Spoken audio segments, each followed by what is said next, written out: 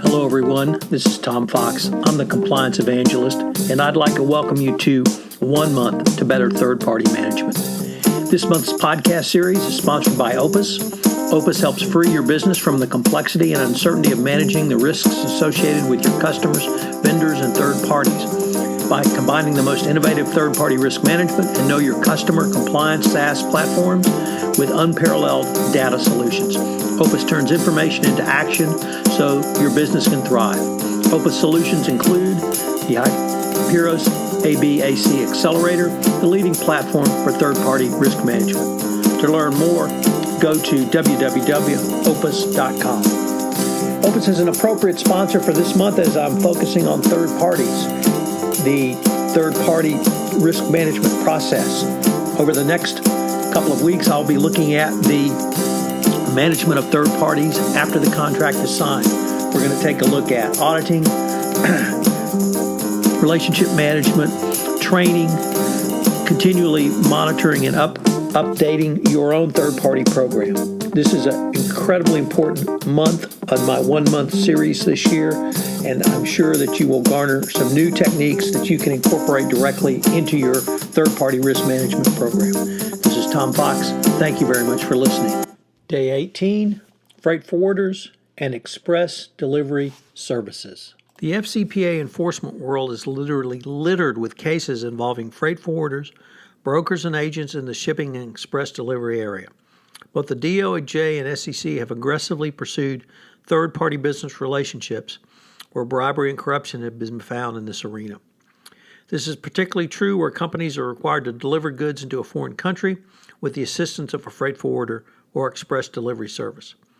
There are several major risk areas, and these include locations, customs, and other government agencies, aviation and postal regulators, business promotion expenditures for government officials, agents and subagents, and of course, government accounts that are a major part of an express shipper customer. So this must be analyzed as well.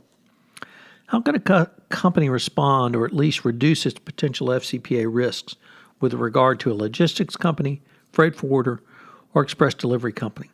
Obviously, having a thorough risk assessment program and due diligence are critical. After determining the risk, move forward to perform due diligence based on that risk.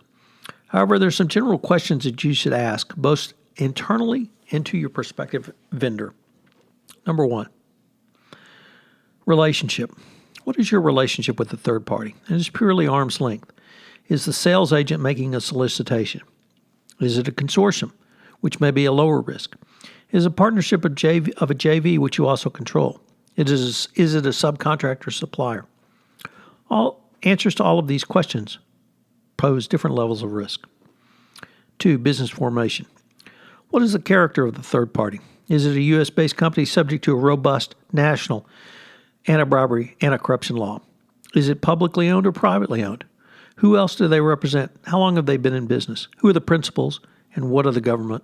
And are they government officials? Number 3, compensation. How do you compensate this third party? Is it bonus-based paid at the conclusion of the transaction? Will the representative have an expense account? If so, how is it given to them? For instance, will you pay on a lump sum versus verified expenditures? How will they be paid? In local currency into a local bank, cash or check?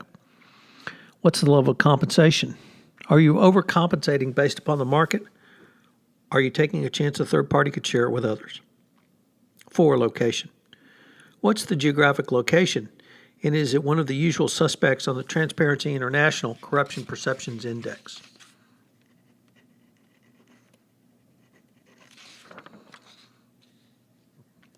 Industry. What industry or sector that you engaged in? This can be significant because several industries and sectors such as infrastructure, medical industry, defense contractors, and certainly the energy space have faced increased DOJ scrutiny in this area. Process. What is the process by which the business opportunity arose? Was there a bidding process? Who invited you? Was it an open bid? Did you respond to an RFP? Did you compromise your own standards to bid? Is the mandated partner assigned by a foreign government? After you ask some of these questions, investigate your risk and evaluate them. You should incorporate your findings into a contract with appropriate FCPA compliance terms and conditions. This contract should announce to your third-party freight forwarder of your expectations regarding their compliance program.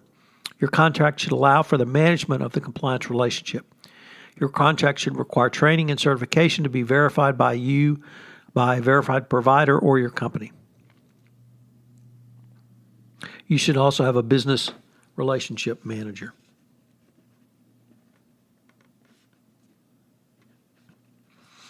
James Min, the International Trade Law and Global Head of Trade Law Practice Group at DHL Legal Department, developed a risk matrix for freight forwarders express delivery industry. In this matrix, Min analyzes multiple factors, noting and scoring them. His model shows that location should not be the sole criteria for risk. The factors in his model are the performance of your company's customers' clearance brokers and how far that performance varies from the norm your company normally receives. So, if the performance is 100% at 100% of the time, that's a model, that's indicia that red flags are present and you need to evaluate further. The key to this approach is the average for customs clearance times. If the performance of customs clearance is so great your vendor's variance is above 100%, this is a red flag that needs further investigation. This is just one way you can take a look at these. What's the performance of your freight forwarder or your vendor? Is it 100% of the time? If it is, that may be an indicia or a red flag. Almost every business transaction engaged in by a freight forwarder outside the U.S. involves a foreign touch point with a foreign government official. Every time your company sends raw materials into or brings them out of a country, there is an interaction with a foreign government official in the form of a customs official.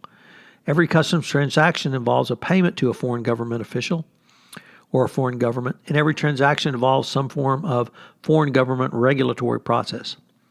While the individual payment per transaction can be quite small, the amount of total transactions can be quite high if there are a large number of goods being imported into a foreign country.